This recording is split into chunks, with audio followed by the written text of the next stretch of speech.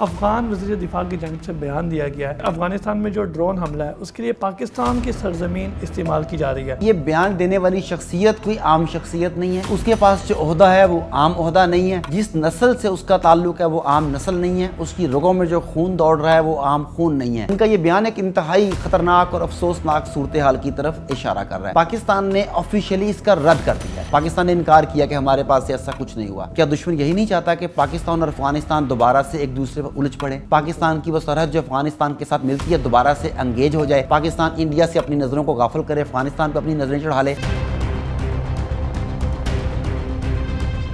السلام علیکم ناظرین، میں ہوں آپ کا میزبان مجیب الرحمان اور آپ دیکھ رہے ہیں ڈیئر ٹو ٹاک۔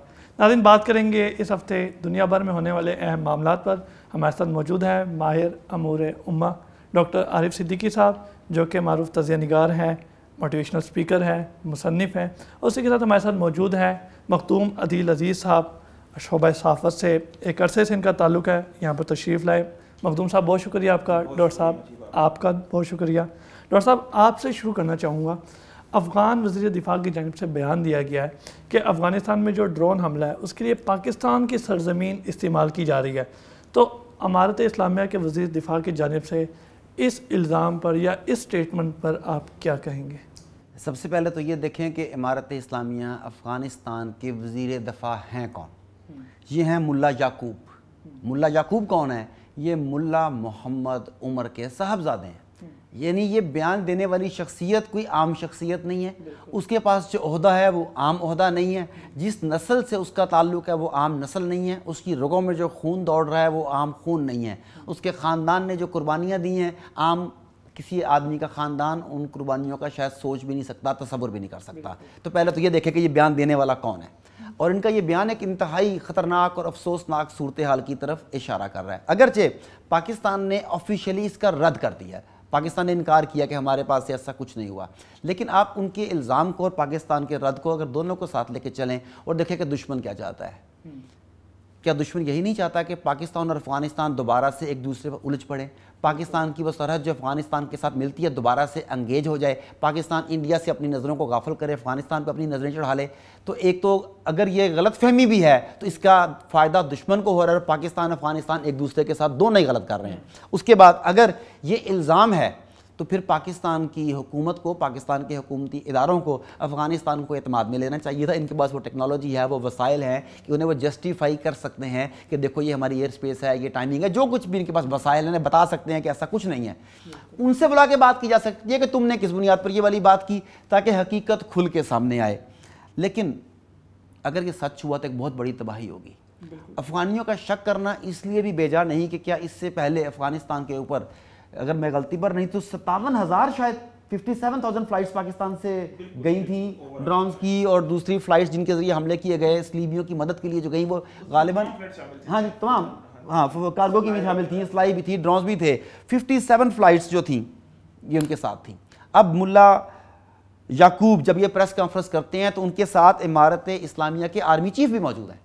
اب دیکھیں کہ سفارتی تعلقات میں، ملکوں کے معاملات میں ان چیزوں کی بڑی اہمیت ہوتی ہے۔ آپ کی باڈی لینگویج کیا ہے، آپ کس طریقے سے بات کر رہے ہیں، کس چیئر پر بیٹھ کر بات کر رہے ہیں، آپ کا باڈی پوسچر کیا کنوے کر رہا ہے۔ تو ان کا باڈی پوسچر جو کنوے کر رہا تھا، ان کے ساتھ جو آرمی چیف تھا، یہ سب کا سب صورتحال کی سنگینی کی طرف اشارہ کر رہا ہے۔ پاکستان تو یہ مطالبہ کرتا ہے، پوری دنیا یہ مطالبہ کرتی ہے کہ افغانستان کی سرزمین کسی ملک کے خلاف کسی قسم کی عسکری کارروائیوں میں استعمال نہ ہو۔ سوال یہ ہے کہ کیا افغانستان کا یہ حق نہیں کہ وہ پاکستان، ازبکستان، تاجکستان، امریکہ کے جو ممالک ملوث ہیں ان سب سے مطالبہ کر سکے کہ تمہاری زمین ہمارے خلاف استعمال نہ ہو؟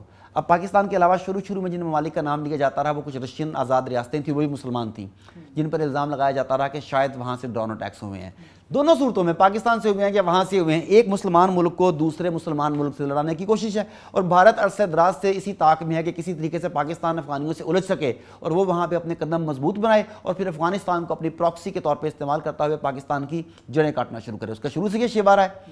تو یہ صورتحال کو نمٹانا ہمارے عسکری اداروں کا کام ہے، کیونکہ ہماری پولیٹیکل گورنمنٹ جو ہے شاید اس کی سے اتنی نہیں ہے، لیکن ہماری جو عسکری ادارے ہیں ان کی رسپیکٹ، ان کا وقار، ان کا مقام، ان کے کچھ خاص طبقات ایسے ہیں جنہوں نے روس کے خلاف بہت اچھا رول پلے کیا تھا، ان کی عزت اس طرح کی ہے کہ افغانی ان کے ساتھ بیٹھ کے اس معاملے میں بات کر سکتے ہیں اور اس معاملے کو سلجھا لینا چاہیے۔ بالکل ٹھیک. مخدوم صاحب آپ سے جاننا چاہوں گا کہ امریکہ کی جو سازشیں ہیں وہ آج بھی افغانستان میں جاری ہیں, وہ خاموش نہیں ہو رہا.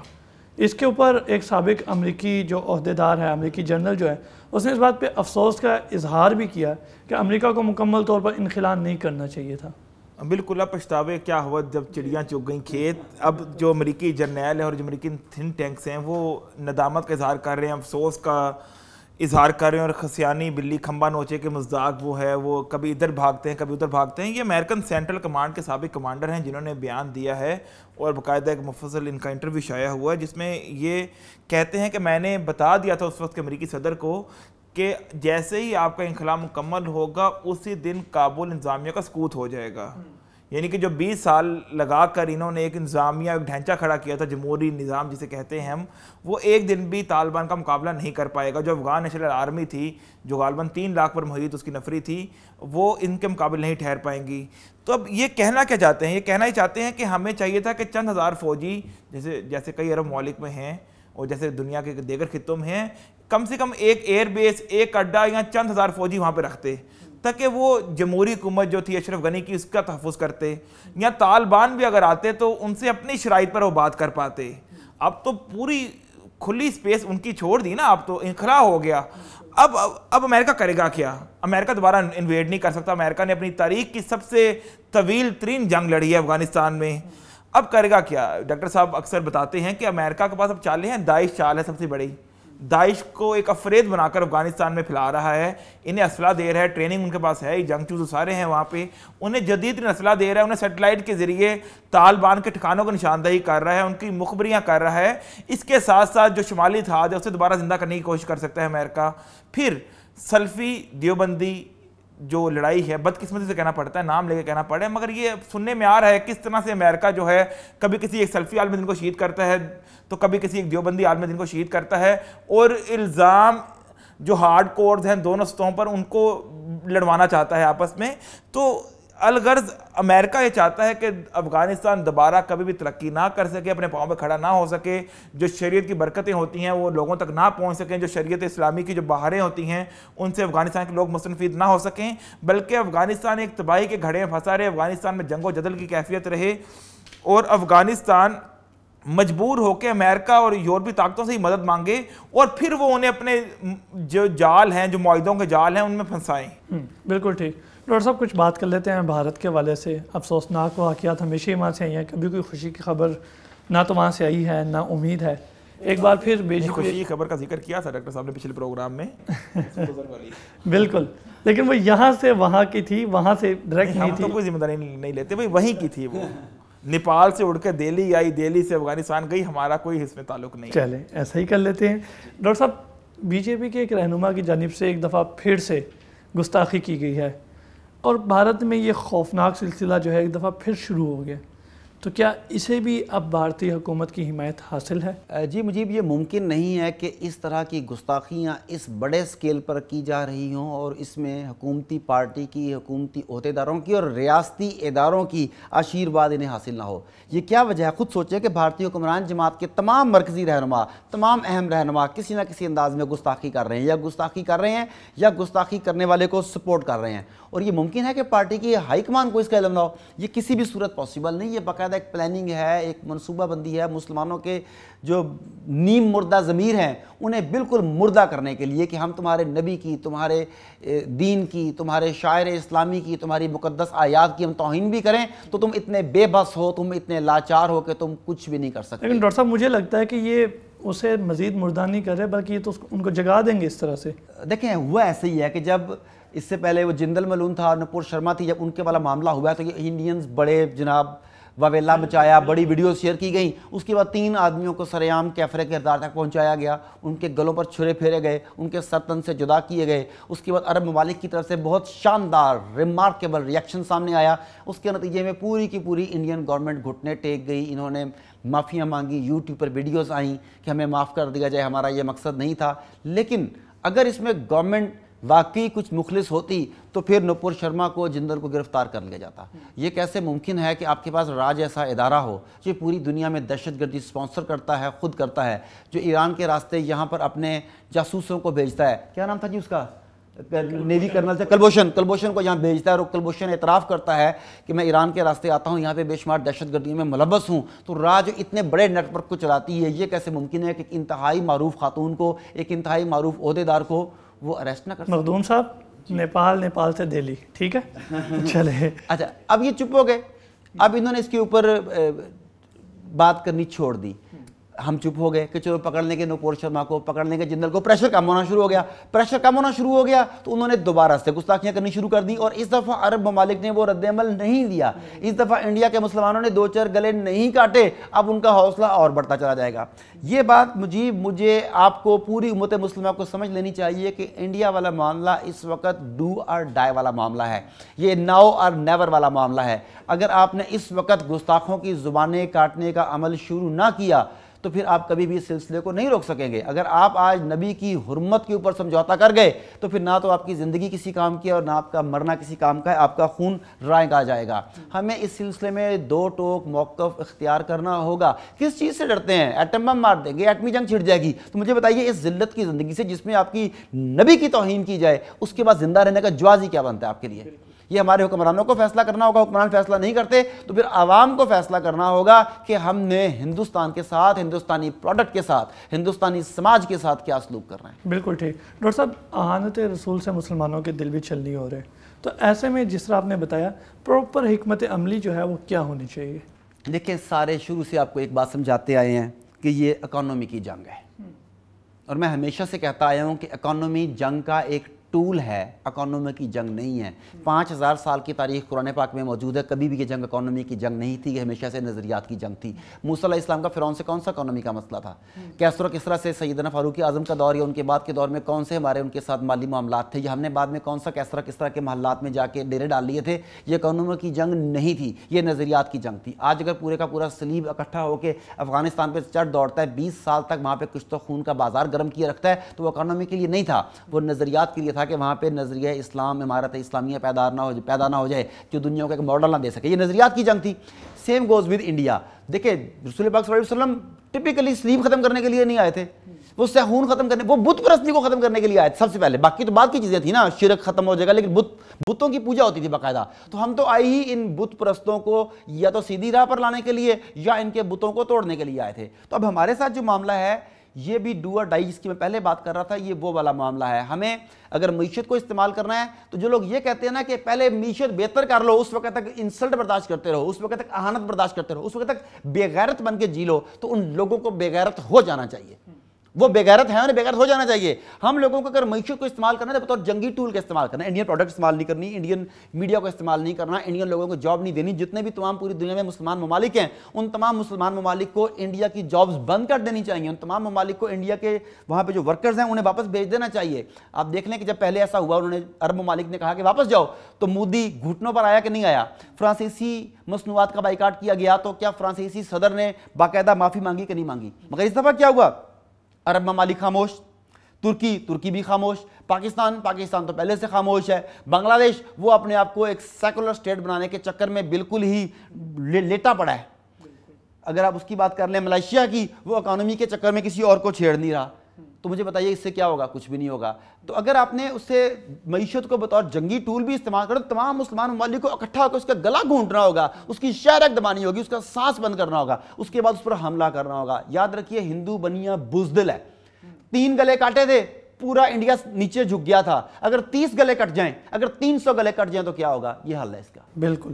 مخدوم صاحب, اس حوالے سے آپ کیا سمجھتے ہیں کہ بہترین حکمت عملی کیا ہے؟ دیکھیں, پہلے تو ہم بات کر لیتے ہیں بھارت میں جو گستاخی ہو رہی ہے یہ سسٹمیٹکلی ہو رہی ہے. یہ کوئی انفرادی سطح پر گستاخی نہیں ہو رہی, یہ باقاعدہ پلاننگ کی گئی ہے بی جے پی کی اعلیٰ قیادت نے, بی جے پی کے اعلیٰ دماغوں نے, اور باقاعدہ بی جے پی کی جو اعلیٰ لیڈرشپ ہے, اعلیٰ قیادت ہے, اسے فیڈ کر رہی ہے. یہ ممکن ہی نہیں ہے کہ نوپور شرما اپنے پاس سے کوئی ایک لفظ ہی بول دے. یہ ممکن ہی نہیں ہے کہ جندال جیسا بدبخت, یہاں یہ جو ٹی راجہ ہے تلنگانہ ریاست کا, یہ اپنے پاس سے کچھ بول دے.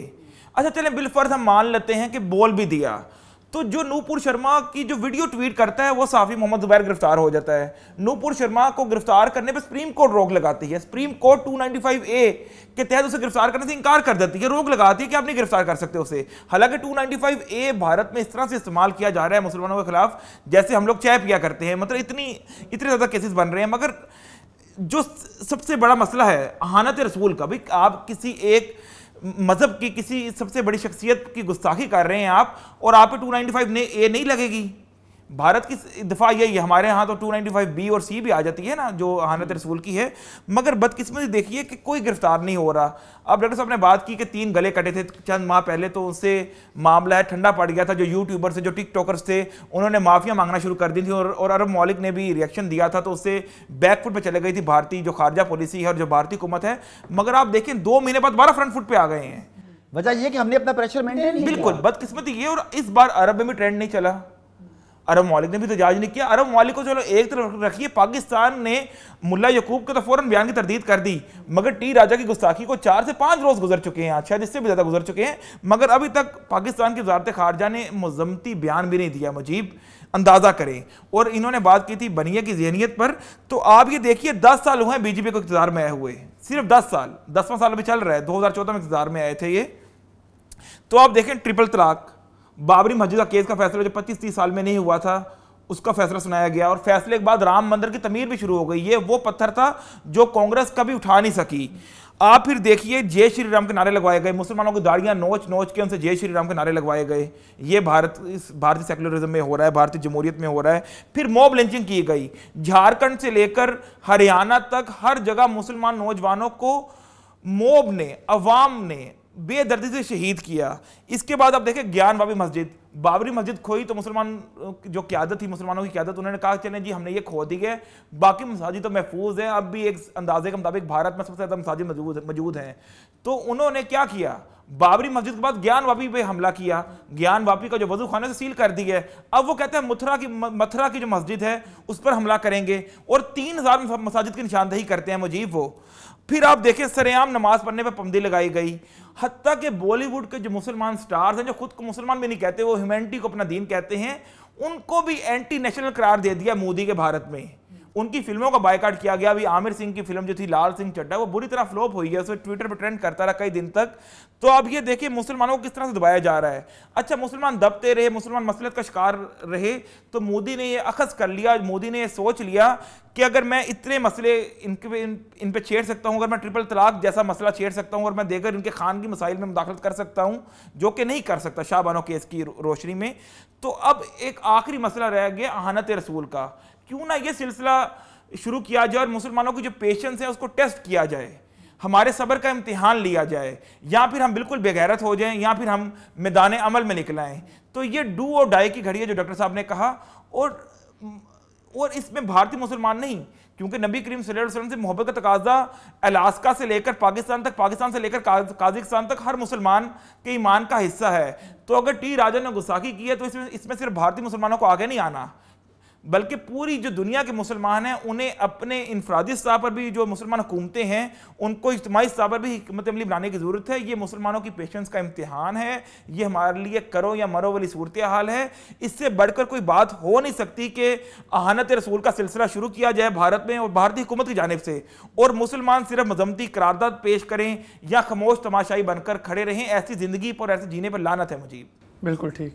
بہت شکریہ مخدوم صاحب، آپ نے اپنا قیمتی وقت دیا. ڈاکٹر صاحب آپ کا بہت شکریہ، آپ نے اپنا قیمتی وقت دیا. ناظرین یہ تھا آج کا پروگرام جس میں ہم نے موجودہ صورتحال کے حوالے سے بات کی، اور دونوں ہمارے جو تجزیہ نگار ہے ان کی رائے لی. اپنے میزبان مجیب الرحمان اور ڈیئر ٹوٹا کی پوری ٹیم کو اجازت دیجیے. اللہ نگہبان.